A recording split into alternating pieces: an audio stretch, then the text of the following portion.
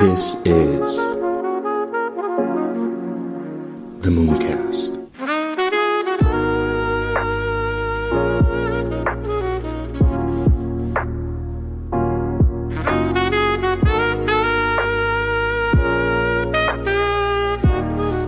Welcome to the Mooncast. I don't want to waste any of your time, so let's just jump right into it. Today we're going to be talking about Marlowe, about Alex Labs and Bitcoin Layer 2 scaling solutions, and of course, Bitcoin ETF season. So let's just jump right into it now.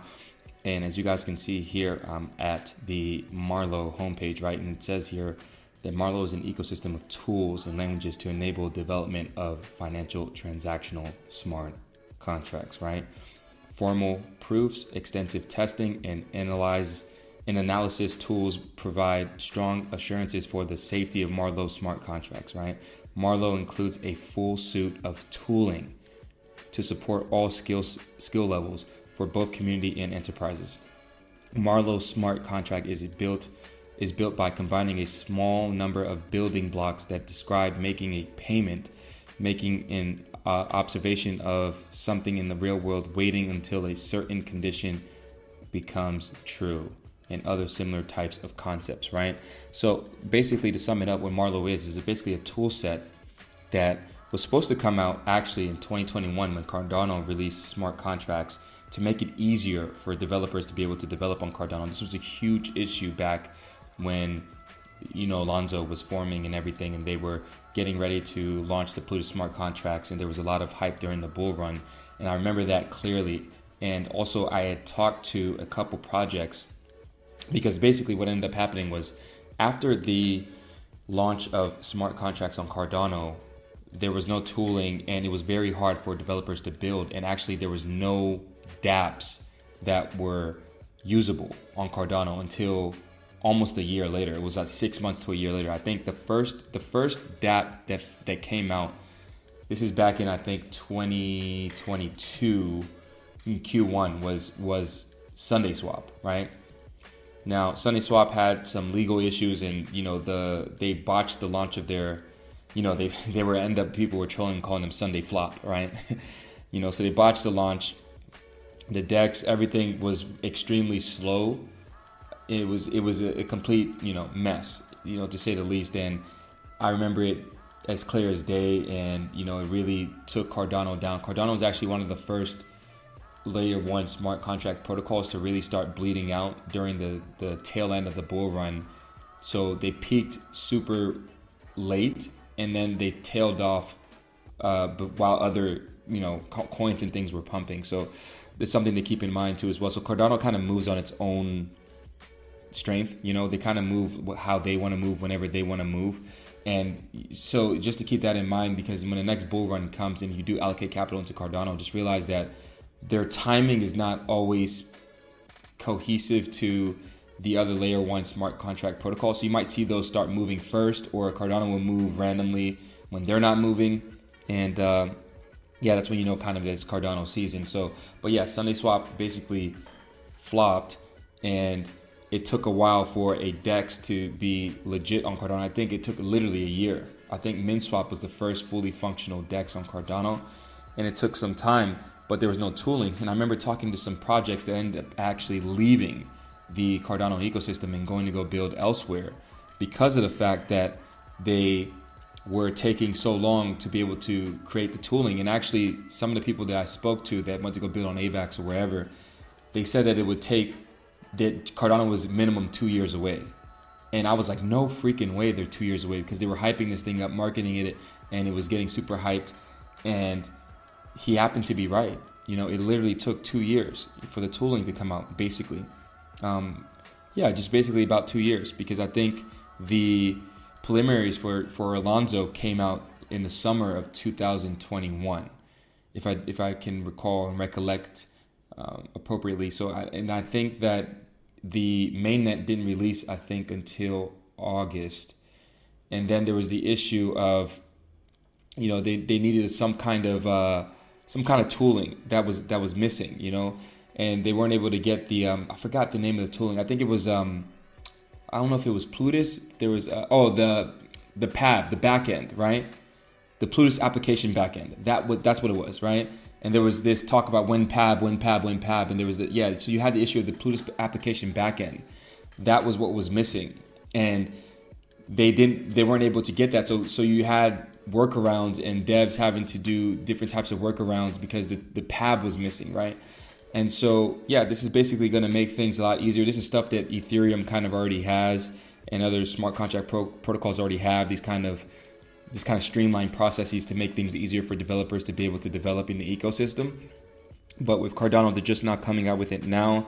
So it's extremely interesting. You guys should go check it out at docs.marlowe.iohk.io. That's docs.marlowe.iohk.io. And it's super interesting. It has all the different infrastructure tools, the playground, the smart contract language, and so on and so forth. So to make things seamless and streamlined for the developers. So just to know, the conclusion is basically Cardano late again as always, but at least they deliver. They do deliver. That's the thing with Cardano. They deliver. They just deliver when you don't expect them to deliver, or when they say they're going to deliver something, but then it takes them 4 or 5 years later for them to deliver. I think it's the same thing with staking too as well. The staking was supposed to come out, I think staking came out in 2020 if I'm not mistaken, but it was supposed to come out a few years earlier. And so it's always like that with Cardano. They're always a couple years behind. So when they say that something is launching or something's coming out, just always have a 2-year threshold of when it's actually going to take place. But then you can capitalize on that when you're allocating capital, because when stuff is pumping, to sell the news, because they're not going to be able to deliver on the thing that they say they're going to be able to deliver on. But that's pretty much it for Marlowe. Let's move on to the next topic. So as we can see here, BlackRock, right? So BlackRock files spot Bitcoin ETF. And so when we scroll down here, we can see that 9 trillion asset under management BlackRock has applied for a Bitcoin ETF, right? This is huge, major news. This is basically BlackRock owns majority of the world, and they, have more assets under management than countries have GDP or liquidity, period, right? And so when they have decided to apply for something, that legitimizes the something that they're applying for, right? And so it says the New York City investment firm will utilize Coinbase custody for potential ETF, right? Additionally, the cryptocurrency exchange's spot market data will be used for pricing. Coinbase has yet to release a statement on the new application, right? So they will basically be using Coinbase to be able to facilitate the thing they need, right? So it says, despite the ongoing crypto regulatory battles between the SEC and Binance and Coinbase, BlackRock is continuing its work in crypto with its Bitcoin ETF. Coinbase and BlackRock began working together last year through offering digital assets to institutional investors. This is what I would say, right? I was already under the assumption that the institutions were buying. They just haven't done a press release or marketed the fact that they were buying, right? I don't think that they're actually going to buy as the market is pumping, right? I think that they've bought before, because if they're already releasing the application to the SEC to be able to facilitate the Bitcoin ETF, it leads me to believe that they've already been buying, or they do have some Bitcoin in their reserves already, but they haven't allocated strongly yet until the thing gets approved, and then they'll allocate more capital. But typically these guys get in at the lows, and that way their clients have a strategic advantage, and they have a strategic advantage where they're making actual profit and actual money, right? But how these hedge funds work anyways is they act as a custodial service to legitimize. They're in the trust business, right? So they help clients to trust them, to give them then the capital to then invest in the thing the clients could already do for themselves, and then take a fee, right? And that's kind of the main business model that you need to look at and see how these hedge funds kind of operate.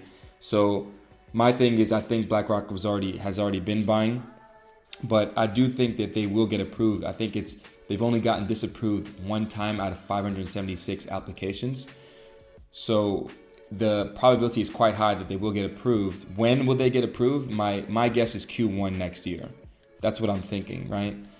So, and it started a legitimate avalanche of, you see a lot of different companies, right? Like if you look at Fidelity, You look at, you see former SEC chair says Bitcoin ETF should be approved, right?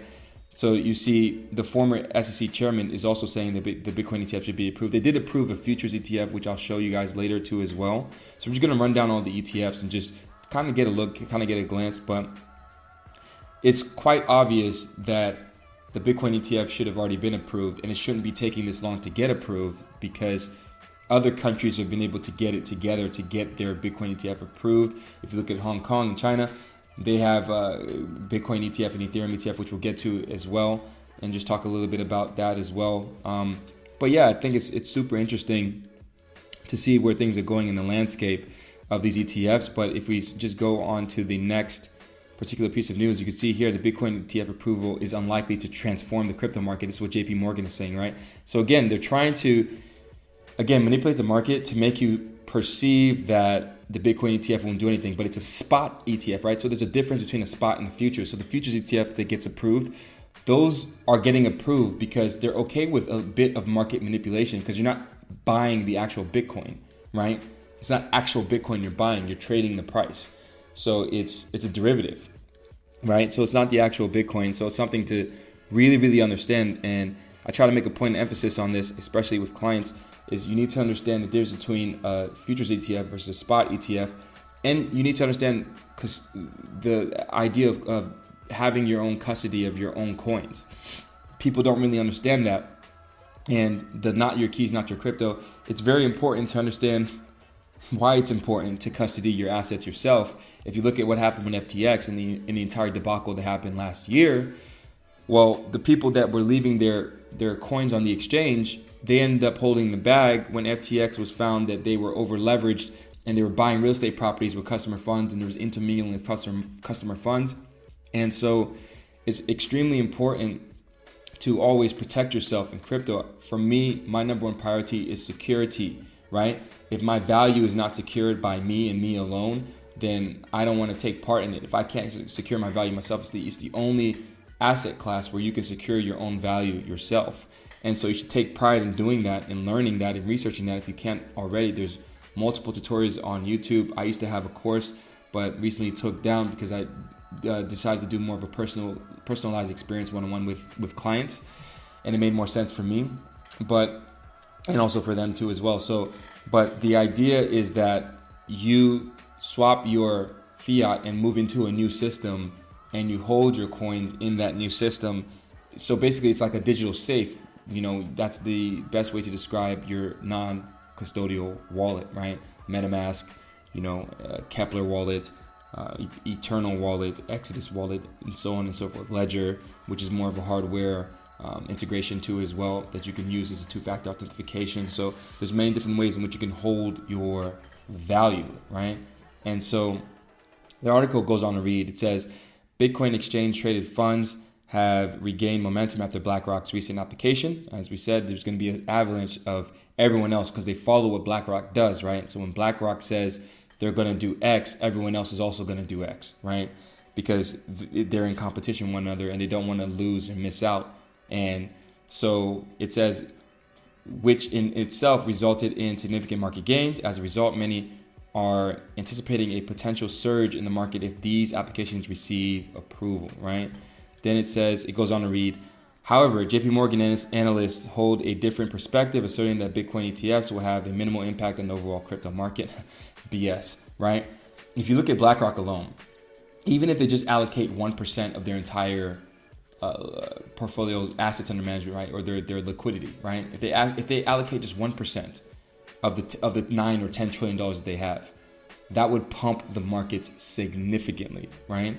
Just BlackRock alone. There's still Fidelity, there's still Charles Schwab, there's still Citadel. All these people are getting in, right? So this article goes on to read. It says, in conjunction with BlackRock, Invesco and WisdomTree have also made initial and subsequent applications for a spot Bitcoin ETF. However, the Securities and Exchange Commission, SEC, has not yet granted approval for this type of ETF. Nevertheless, there is growing optimism that regulator may approve one soon, right? So according to JP Morgan, it is believed that certain concerns raised in early filings have been addressed in more recent submissions, right?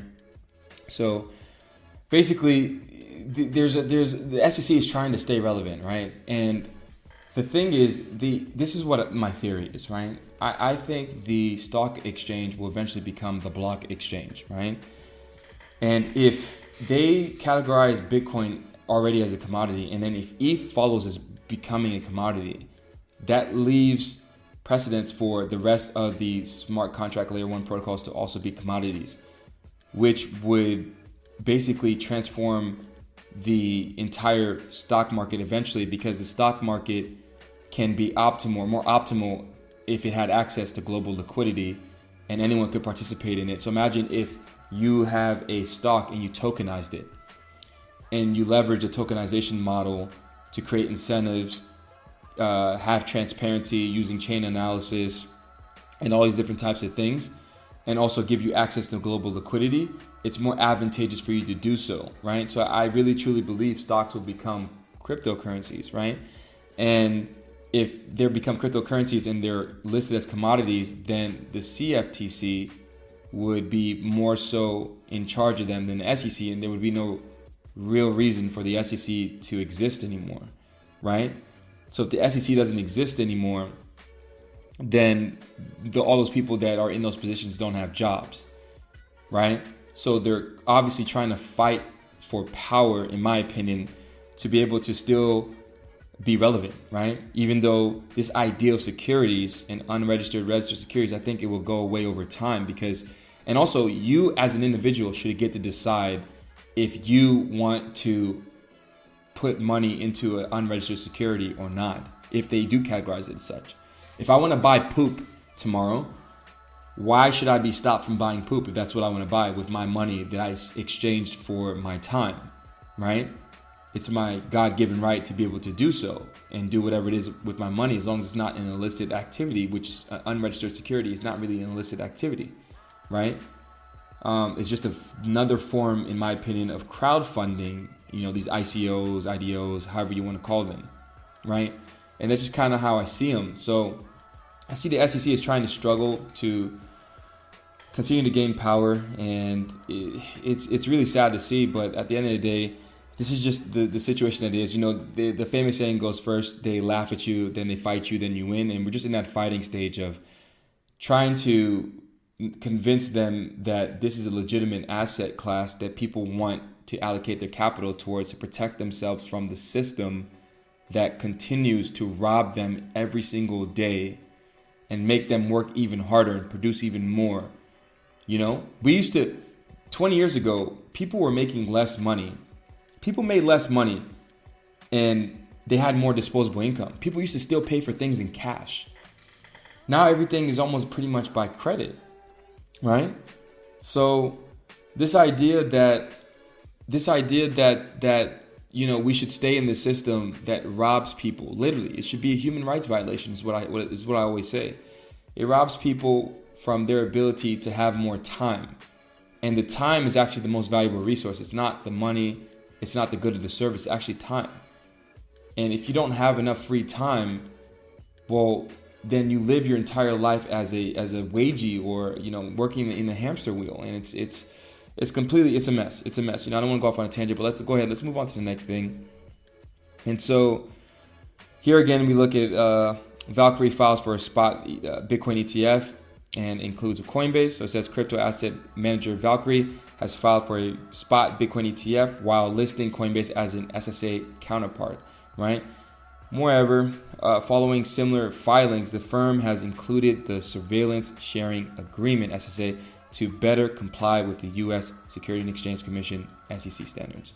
The rise in spot Bitcoin ETF filings has been notable since BlackRock initially filed this month. Subsequently, fellow asset management behemoth Fidelity filed suit. Additionally, both utilized Coinbase in their SSA proposals specifically to combat into SEC's responses to the filings, right? And so, again, we see another big time hedge fund getting into the game and filing for a spot Bitcoin ETF. This isn't going to stop. People want what they want. The demand is speaking for itself. The market has decided. It's the same with anything that happens in life, right? When you look at prohibition, they tried to ban alcohol. What did we do? We created speakeasies, right? Until the point where they kept fighting until they just made it legal, right? For us to be able to drink alcohol. Then they tried to do the same thing with weed. And now we're at the stages where people are starting to make it legal to be able to have recreational marijuana, you know? And that's just what people wanted. And you can't fight demand, right? The people want what they want. This is what I always try to tell people. They will always find a way to get what they want. Now people want to stop being robbed from their time, and so they want to allocate their capital towards something that has shown and proven to be the most safest network operating system in human history, right? It's the most safest network operating system in human history, and it has been proven to increase in value while the dollar continues to decrease in value over the course of time. Over almost a decade and a half now, this asset has been around. So if it's not legitimized, then what is it? You know, because it's been around for almost a decade and a half now. People are still questioning the legitimacy of this asset, right? Never been hacked, never slowed down, never stopped. Only network in human history that's ever done that, right? And people want to allocate their capital towards that, and they'll find different and nuanced ways of doing that, even if you try to, air quotations, ban it, which is even possible because a decentralized operating system. Who do you go to? There's no CEO, right? There's no one to really go to be able to stop this thing from happening, right? So this is what people want. The market has decided, and the sooner that they realize this and let this happen, the more that they'll flourish, right? Like what El Salvador is doing. I consider them going to be a huge juggernaut in the next 5 to 10 years because they have such a head start compared to everyone else who's still trying to figure out regulations, still trying to just make things simple, you know? Lower taxes or make them zero or make the thing a legal tender so people don't even need to pay tax on it. Entice entrepreneurs to come. Entrepreneurs stimulate the economy through GDP, so you're not stimulating the economy by borrowing money or printing money, right? It's a false sense of market stability or market growth. It's not real, right? It's not real. And so anyways, let's move on to the next piece of news. So again, Fidelity officially files for a spot Bitcoin ETF. So they're also in the game too as well. And as you guys know, they have $4.2 trillion assets under management. And yeah, so this is another one that, again, is filed after BlackRock, right? And so just Fidelity and BlackRock alone, you're looking at roughly 14 trillion, above a little bit over 14 trillion or around 14 trillion assets under management. Imagine if just 1%, imagine if just 0.5% of the 14 trillion of assets under management go into Bitcoin. What does that do to the market, right? You guys can do the math yourselves. So it's just it's frustrating, you know, because the writing's on the wall, but people still don't listen. And then they're always the same people that come 2, 3, 4 years later, like, oh, I wish I would have did this, or I wish I would have did that. You know, you have to take risks, man. You just have to take risks. It's the only way to get ahead in life. And this is the best asymmetric bet in the history of my generation, in my opinion. Bitcoin and cryptocurrency as an asset class is the best asymmetric bet we will ever have. Better than real estate, better than gold, better than silver, better than stocks, better than mutual funds. There's no other asset class like this asset class because it can exponentially scale your net worth. Imagine doing a 10x on your portfolio in just 2, 3 to 4 years. All you have to do is buy and wait. And buy more while you're waiting. Get cash, move it out from the old system into the new system and wait. That's all you have to do. It's not complicated. It's not hard, but for some reason people don't do it. They don't listen. They don't pay attention. They run away from the market when the market is cold, and they come to the market when the market is already hot. Where you should actually do the vice versa. You should be coming to the market when it's cold, and you should be looking to get out of the market when it's hot, right? You should be a contrarian. You should always do the opposite of what other people are doing, right? So you need to really be paying attention because this might be the last chance. I'm not entirely sure, but this might be the last chance to really make significant gains to your net worth. Like significant gains. I'm talking 10 to 20 to 30 to 40x on your portfolio, 50x on your portfolio. And because if you look at it, the institutions are now starting to get in, right? They want to do the spot Bitcoin ETF. And what happens, another thing too, people don't really think about, what happens after the spot Bitcoin ETF when now they start to introduce an ETH ETF, right? This is what I'm thinking. So if they introduce a spot Bitcoin ETF, the ETH ETF will probably come, in my opinion, 5 to 6 months after. Not in terms of the filing, but in terms of it being approved, right? So it might behoove of you to maybe look into ETH if the Bitcoin ETF does get approved, because certainly the Ethereum ETF would be the next in line. Now, some may say Ethereum is a commodity, some may say it's security, you know, that's for you guys to decide. But if it does get approved, it's on, you know. But I just don't see the point in holding on and leaving all your money in the bank, or if your money's not on the bank, or putting it into a 7 to 10% return in the S&P 500, when you can get a 7 to 10x, not a 7 to 10% return, but a 7 to 10x in a few years by allocating your capital into the crypto market, right?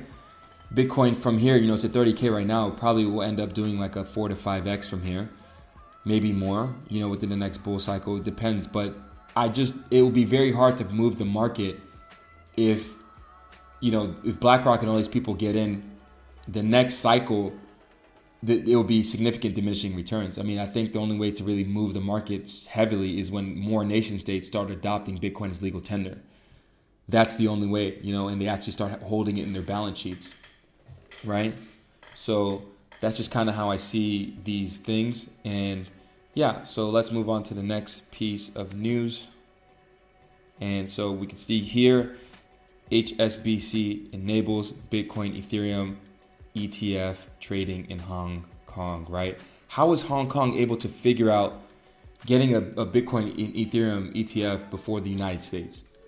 Not saying that the Chinese are incompetent or anything like that. I'm not saying any of that, or Hong Kong people are incompetent. I'm just saying that the US is supposed to be the leaders, right? The global leaders. And right now we're not exemplifying that, right? And so this article continues to read. It says Bitcoin exchange traded funds ETFs have been garnered significant attention with the crypto industry lately. This is following the plethora of platforms seeking approval for such products in the United States. Now, HSBC, the largest bank in Hong Kong, has begun permitting its clients to buy and sell Bitcoin and Ethereum ETFs, right? Now, one of the things is, so with ETFs, right? I don't mind that, you know, these big tech companies are getting in, and of course they want to make their money, right? And of course, you know, they're there to make money. That's what they're there to do. But I do wish that more people knew about self-custody, because they wouldn't even need to go to a ETF or a wealth fund or a hedge fund to be able to facilitate the thing they need, right? They would just be able to buy the thing that they want and hold it themselves, and maybe pay less fees. You know, there's going to be fees involved. So I don't know. I'm just a big proponent of buying the asset itself and holding it yourself in self-custody. But nonetheless, it brings great exposure to the market, and it helps legitimize the asset class. And it's crazy with Hong Kong specifically, because I remember for every single year till this year, China and Hong Kong were banning Bitcoin, you know? And I kept telling people, it's FUD. It's FUD. It's fear, uncertainty, and doubt. It's FUD. It's FUD. It's FUD. And people just didn't listen. You know, they just didn't listen. And it's just funny to see that there's no FUD with China banning Bitcoin anymore. Like, that's not going to be a new thing to FUD the market for the next cycle. I don't know what the next FUD is going to be for the next cycle. I mean, now we have Coinbase and Binance getting sued. It's ridiculous what they're doing. It's so obvious that it's the timing. It's very calculated how they're pushing Binance and Coinbase away from the US. Meanwhile, the huge wealth funds and hedge funds are getting into the game, right? Simultaneously, as they're trying to push Binance and Coinbase into all these legal lawsuits, or it's crazy. It's crazy, you know?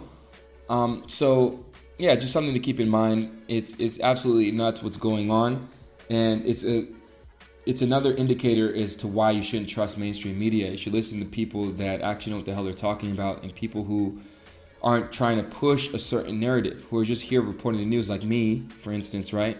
trying to tell you guys exactly what's going on, how it's going on, and draw the correlations between what's going on. And so you're not just focused on one piece of news. You're able to see all aspects in a holistic manner and then come up with your own conclusion based off of the data sets that you get, right? And so that's what I try to do. I try to bring you guys different sets of data, different levels of understanding to be able to analyze the market and make more comprehensive decisions for yourselves, right? So let's move on to the next piece of news.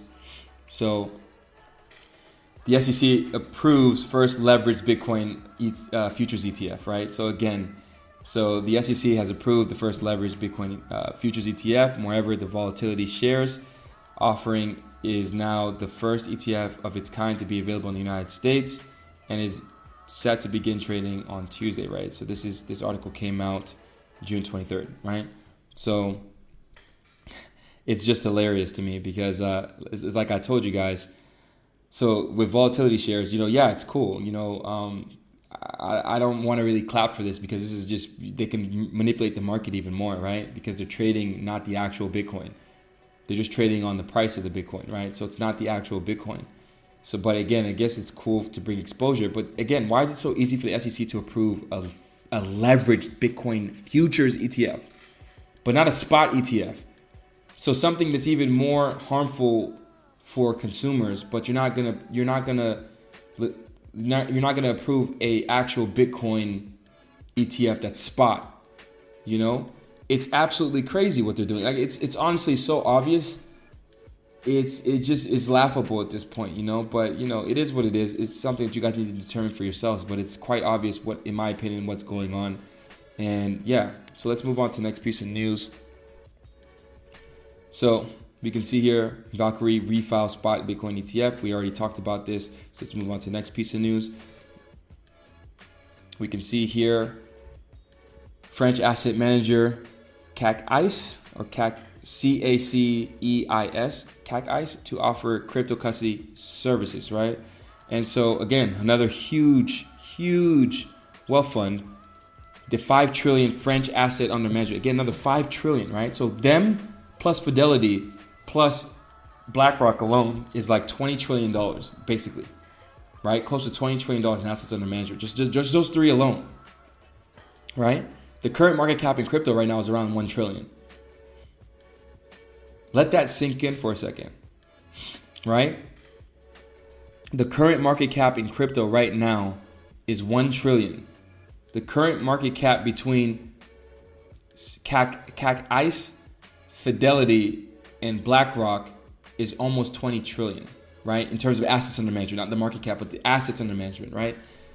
So just imagine a small percentage of that asset allocation going into Bitcoin, right? Or going into cryptocurrencies in general. So we're not talking about Charles Schwab. We didn't even bring up Citadel. We didn't bring up Deutsche Bank, who's also launching crypto custody services too as well, right? Santander, they started doing Bitcoin information. They started giving information, educational content on crypto, right? Another huge bank in Spain. So you can see where the trend is going, right? Because this is the thing. The banks will be forced to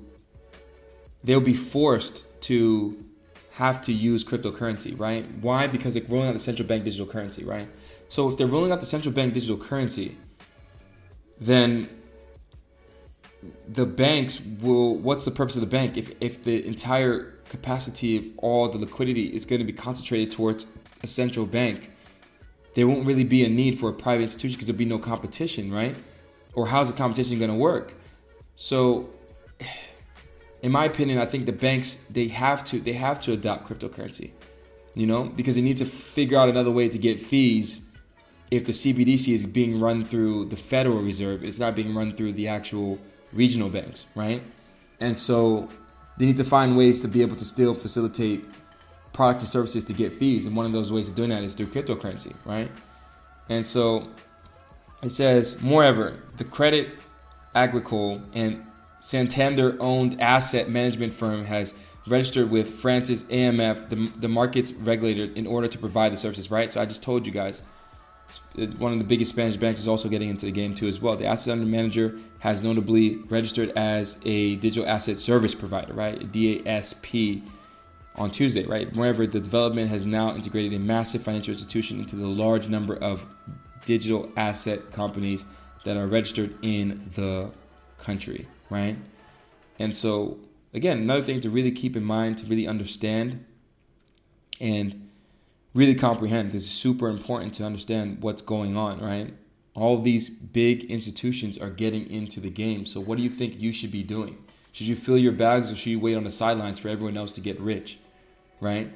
For everyone else to escape? Because I'm telling you, the next money printing time that goes on, the next quantitative easing that goes on, right? The next time they start easing again, the separation between the people who have money and the people who don't is going to get even larger than what it is right now. And inflation is going to get even worse. It's going to spiral out of control on the next run up, right? And it has to be a run up, right? Because you can't keep squeezing the economy and putting people out of business and putting people out of work by increasing the interest rates, right? Because that's what they're essentially doing, right? They're breaking the economy on purpose, until the point of where it's so broken, they can come and, air quotation, save the day by printing money again. And each time that they do that, the inflation gets worse and worse and worse. You just kick the can down the road until you're at the end of the road. And then the game ends. And once the game ends, there'll be a new game, right? But do you want to be one of the people that are suffering towards the point where they're kicking the can down the road before they get to the end of the game, before there's a new game? Or do you want to be one of those people that's set up properly to be able to not really have to engage in their game or their new game?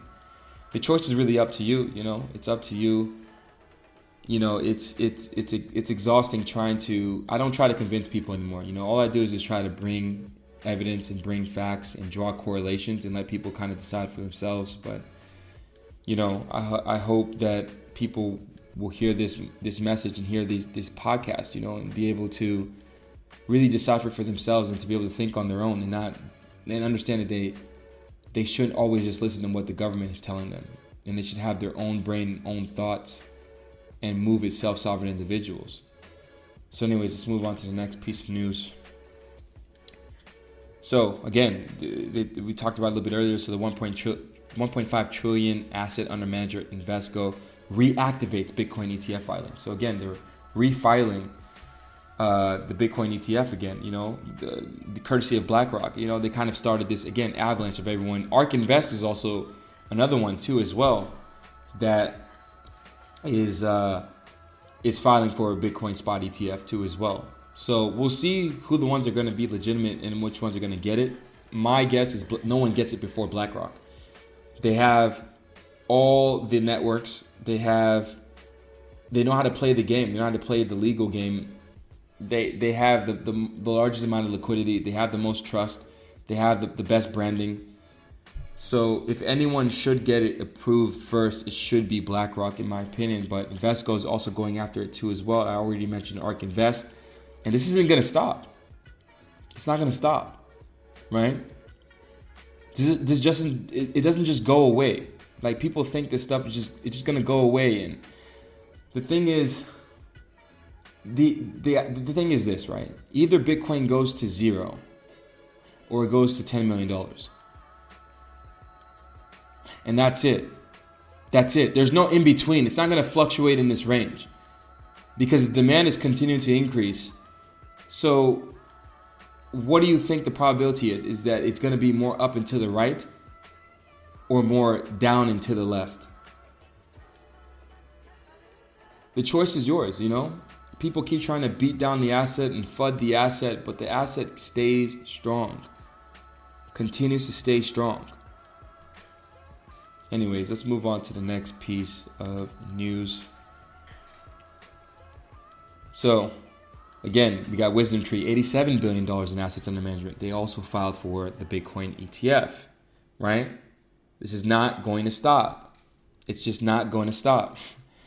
And I think the sooner people realize this, the sooner that hopefully they'll be able to get in, Same with country adoption. That's not going to stop either. There's going to be more countries after El Salvador gets vindicated after the next bull run. It's not going to stop. It's only going to continue to get more and more and more prevalent in our society. And people should stop fighting and stop resisting and just join the movement, right? Decentralization, a decentralized money, and escape from the system that robs you of your time. So let's move on to the next piece of news. So here again, what we talked about with ARK. So they reportedly think that they're going to be the first in line for a spot Bitcoin ETF. We'll see about that. We'll definitely see about that. ARK. It says here that ARK Investment Management, a pro-Bitcoin firm founded by veteran investor Cathie Wood, is reportedly ahead in the race for a spot Bitcoin exchange-traded fund. In mid-June, the investment firm BlackRock filed an application for a spot Bitcoin ETF, triggering notable optimism in cryptocurrency markets. Several reports suggested that BlackRock could become the first issuer of a spot Bitcoin ETF in the United States should it receive approval. But that might not be the case according to some executives and analysts, right? So it says other applicants will be able to amend their filings with similar agreements at little cost. ARK and analyst Yasmin Alamendur reportedly said, right? So this article goes on to read a little bit more about ARK, but yeah, the point of the matter is that ARK Technologies think that they're going to be able to get the spot Bitcoin ETF approved before BlackRock. It's not going to happen, in my opinion. Nothing is going to move until BlackRock gets approved. And once they get approved, there's going to be a snowball effect of people getting approved after that. And you'll be an influx of new capital coming into the markets. And yeah, that's what's going to be the situation, So let's move on to the next piece of news. So another thing I wanted to bring into people's attention is the Amazon NFT marketplace that people aren't really talking about. This is a little bit older piece of news, about a month and a half old or whatever, but it says Amazon NFT marketplace, the future of digital collectibles, right?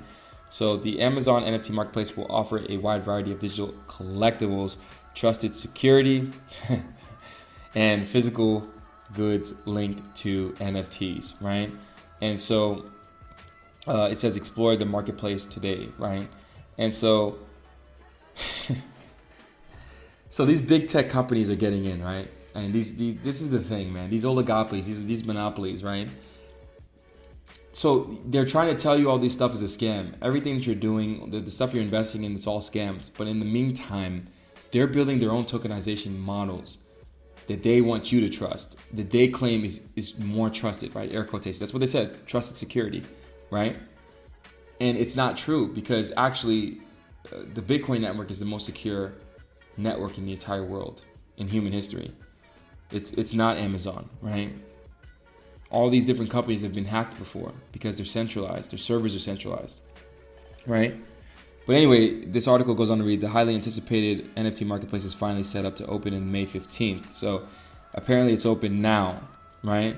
The groundbreaking platform will enable customers to buy, sell, and trade non-fungible tokens seamlessly. In addition, rumors suggest that customers may have the option to receive digital collectibles linked to physical goods, right? So yeah, Amazon's getting into the game. It's interesting. Nike also as well is already, they've already done some NFT stuff with LeBron and some other things too as well that they're dropping. So it's just a friendly reminder that this market isn't going anywhere, right? It's not going anywhere. It just depends on who's going to be controlling what, but the market itself, the asset, the technology isn't going anywhere. So it would behoove of you to maybe look into it, to maybe invest, to maybe see what is happening, so you can capitalize on it, right? And so, yeah, let's go ahead and let's move on. So this is another important piece of news that I wanted to bring to as well. It's about Shark Tank, right? So Shark Tank, it says Shark Tank, but make it crypto, right? So it says CoinMarketCap launching competition TV show, right? So Killer Whale will allow entrepreneurs to pitch ideas for new Web3 products and projects to a panel of judges, right? So it's going to be, basically Shark Tank of crypto. It's going to be called Killer Whale, which is a really, really nice name. So the article goes on to read, it says crypto price tracking site CoinMarketCap is diving into the world of reality TV, releasing a competition show called Killer Whales that draws inspiration from the popular TV series Shark Tank, right?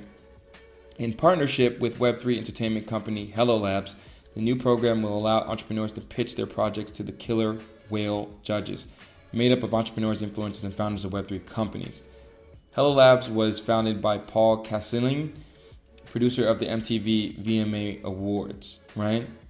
And so, yeah, it's very, very interesting. I don't know exactly. It says, beginning on May 2nd, interested parties can submit their applications to Hello.one, right? And CoinMarketCap. And those chosen will go through several rounds of interviews in Hollywood. Filming for the shows begins in June. Okay, and the show is slated for release across major streaming services in Hello Labs on-demand Hello TV service, right? Our aim is to open the door to the next billion users into the Web3 by entertaining and educating them on all things crypto, said Hello Labs CEO Sander Cortias in a statement, right? And yeah, so this is very interesting.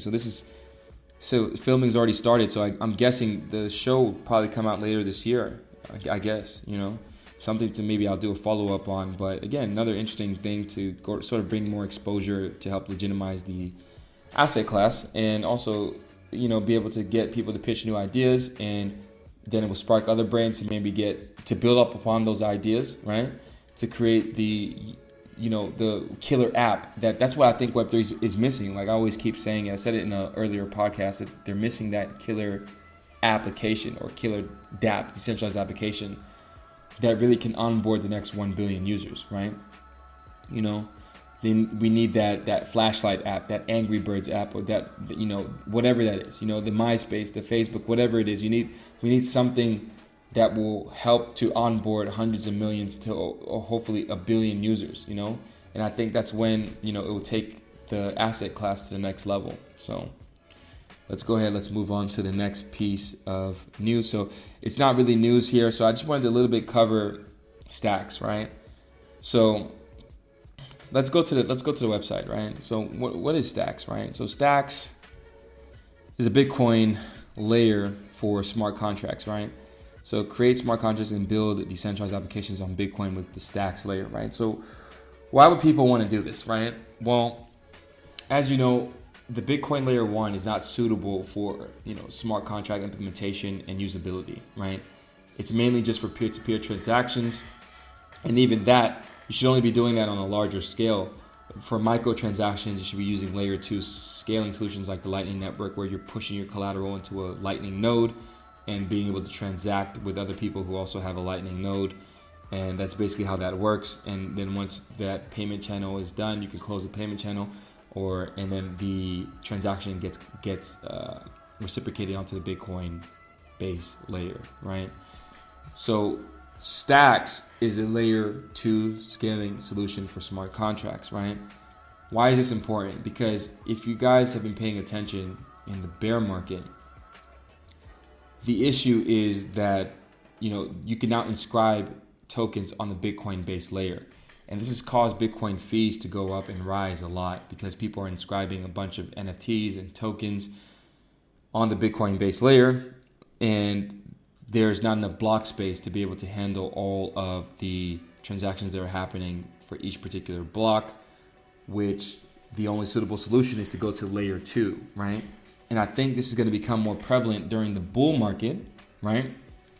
And the reason I think that is because during the bull market, there's going to be more transactions. There's going to be more projects launching on the Bitcoin blockchain.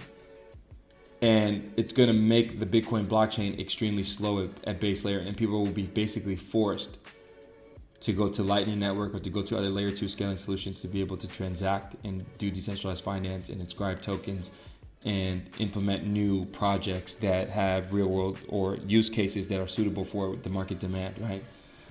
And Stacks is the leader in terms of layer 2 scaling solutions for Bitcoin, right? And so if you look at, if we go back here to their chart, you can see here, when you scroll down, let's look at their all-time high, right? So it says here, let's try to see if we can find a little bit more information, right? So their all-time high was $3.06, right? Or 60 cents. $3.60. The current value right now is 67 cents, right?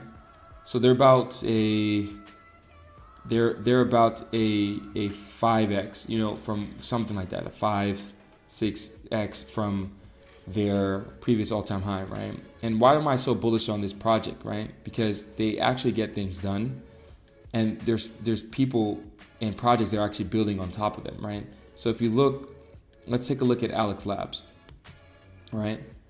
So Alex Labs is a next-gen decentralized applications that's on Bitcoin, right? It brings your Bitcoin to life, launch new projects, earn interest, rewrite finance, and re-innovate culture, right? And when you launch and you go to their app, right, and see how their app looks and get an idea, right? You can see they already have a DEX, right, built on top of Stacks, right? You see they have the BRC20 beta here, right? Look, they have an entire order book DEX, not the rookie stuff that, where it's just a liquidity pool DEX. They have an actual order book DEX, right? You can set a limit price. Look at what they're building, right? When you look at their pool, you can see all the different types of pools that they have, right? Then when you go to stake, right? You can stake tokens. You can farm, right? You see all the different farming pairs that they have. You see all the different APY and the percentages that they have, right? You can bridge your assets, right? Your USDT in different chains. So they already have a bridge for Ethereum and BSC already, right? And they have a launch pad. Right? So why am I bringing up Alex Labs? And so before I say that, let me go back to Alex Labs, right? The market cap right now of Alex Labs is only 49 million, right? And they're building an all-in-one, inclusive, sort of all-purpose DeFi ecosystem on the Bitcoin blockchain, right? Using Stacks. The volume is quite low, right? Because we're in the bear market, of course. But the point that I want to make is, if you look at their all-time high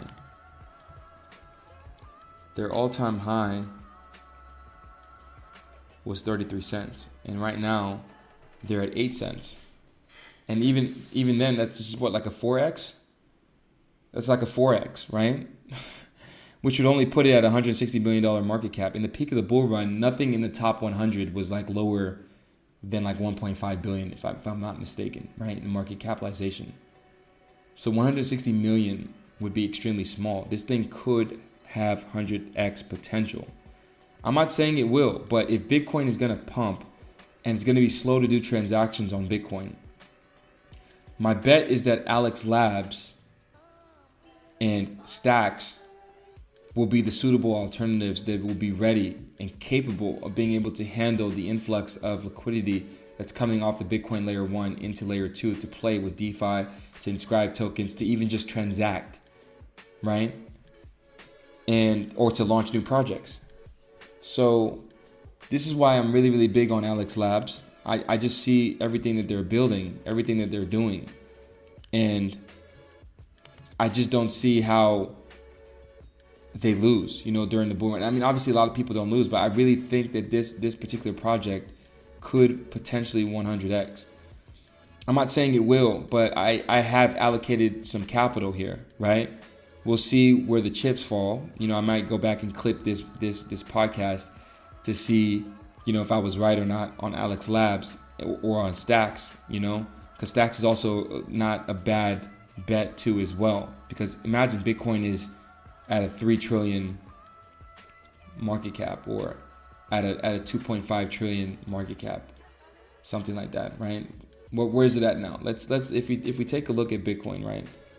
Let's have a look at Bitcoin. Let's just see where it is right now currently, right? So when we look, Bitcoin is about 50% market dominant, so it's around 500 or 600 billion, right, in terms of market cap. So a 5x from here would put it at about a 3 trillion market cap, right? And so Bitcoin at 3 trillion market cap means the ecosystem, right? This is what happened last cycle. The money trickled down to the ecosystem, especially because when things were getting clogged and the chain, was very slow and there wasn't so much to do on there, people will look for alternative ways to make money, alternative ways to move money, right? Alternative solutions. And for me, Stacks in combination with Alex Labs seem to be the best current workaround solutions for Bitcoin, right? Because Lightning is something different. It's just a payment channel, right? A layer 2 scaling solution. It's not for DeFi. It's not for smart contracts. And this is basically how I see the next bull run. So I'm anticipating this, and I think I'm going to allocate some capital into Stacks 2 as well. And I've allocated some, as I told you, into Alex Labs. And this is what I think could be, hidden gems, because as the capital from 3 trillion of Bitcoin anticipated, right? We're just all speculating. Let's just say a few hundred billion of that capital goes into the Bitcoin ecosystem. There's not so much projects that are legit on the Bitcoin ecosystem right now that are actually usable. There's only Alex Labs, Stacks, and I know Liquid is doing some stuff. Lightning Network, obviously you can use, but there's no token. There's Mint Layer, but they're not ready yet. There's not so much on the Bitcoin ecosystem, right? So if just a few hundred billion go into these ecosystems, imagine what they could do in terms of multiples, So yeah, this is pretty much it. This is everything I wanted to talk about today, guys. I hope you guys enjoyed this podcast, man, and peace.